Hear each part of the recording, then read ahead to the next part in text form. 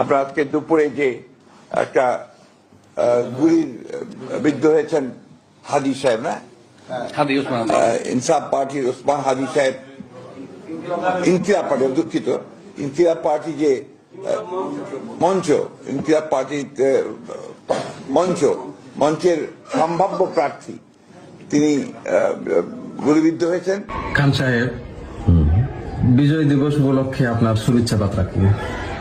বিজয় দিবস উপলক্ষে আমি আমার প্রিয় দল জেএমবির মহাসচিব, জিএমপি না বিএমপি, বিএনপির নায়েবে মোহতামিম যিনি আছেন, নাইবে মহতামিম না, মহাসচিব, বিএনপির মহাসচিব মর্জিনা না মির্জা,